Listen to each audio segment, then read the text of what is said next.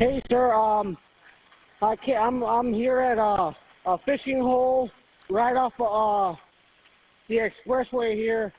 I don't know the address, but there's a car that's been here since Wednesday, and there's a person inside of it. He's still alive too. A Christmas miracle for an Indiana man who spent 6 days trapped in his pickup truck after the crash. Police say Mr Ream's truck ran off the highway December 20th, then jumped a guardrail and rolled down an embankment. Officials say Reams somehow survived for 6 days on rainwater until he was ultimately spotted by 2 fishermen walking along the creek. So joining me now, I'd like to welcome in Sergeant Glenn Ffield from the Indiana State Police. Sergeant, thank you so much for your time. I know Mr. Ream has requested privacy. Do you have an update on how he's doing? Yeah, last time I talked to him, he's in good spirits, but that's as far as I can go as far as his condition. Well, Sergeant, describe what that rescue actually looked like. What does it take to remove somebody from a vehicle that has, essentially been trapped for 6 days? Yeah, where this vehicle went off the roadway, he landed in a predicament underneath the bridge, and it was really challenging for first responders and the fire departments that went there to get their equipment down into the ravine, under the bridge, in the creek area, and extricate him from the vehicle because he was trapped inside for that long.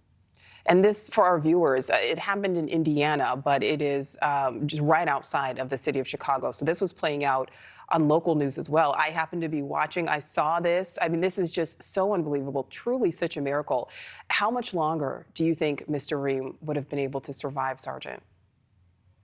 Yeah, that's a great question. I'm glad we don't know. Yeah. We'll never know.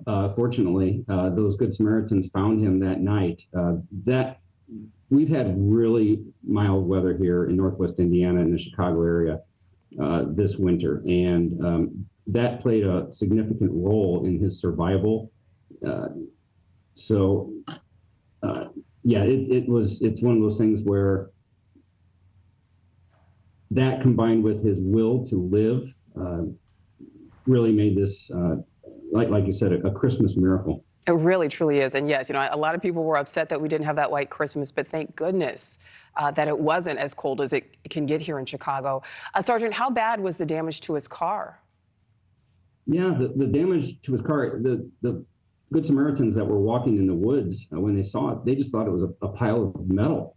They almost didn't go and look at it, but their curiosity, as they've said, got the best of them, and they went over to look at it, and they realized it was a vehicle. And then their curiosity got to them, and they went up to the vehicle to look at it, and that's when they saw the airbags had deployed, and they pushed back the airbags, and they thought what was a deceased person inside, and the one individual touched the person, and he responded, and frankly, it literally scared him half to death, he said, and they immediately wanted to get him help. He said he'd been there for a long time, and he was very excited to see them, and they were able to call 911 as you played that tape and relay their location and get help there as quickly as possible. Absolutely. This is really an example of true life being stranger than fiction here, Sergeant. As we've said, it's been unseasonably warm, so, it's not like we had a lot of ice and snow on the roads. Any idea what caused the crash, what kind of caused him to go over that embankment? Yeah, we're still looking into that. We talked to him briefly, but right now our main focus is him getting better, and he's got a long road ahead of him. Like you said, he drove off the roadway for whatever reason. It could be a variety of reasons, but honestly, no other vehicles were involved, and right now that's not too important to us. We've got plenty of time in the future to figure out what happened and talk to him and get that all squared away. But yeah, there's guardrail. There's a long stretch of guardrail there that he missed and continued down the grass. And then, as you see right there in that video, he overturned, crossed over the creek. Thankfully, he didn't land in the creek and on the other side. And that's where he came to rest, and that's where he was found. Thank you for watching. Go to newsnationnow.com to find News Nation on your television provider. And don't forget to click the red subscribe button below to get more of News Nation's fact-driven, unbiased coverage.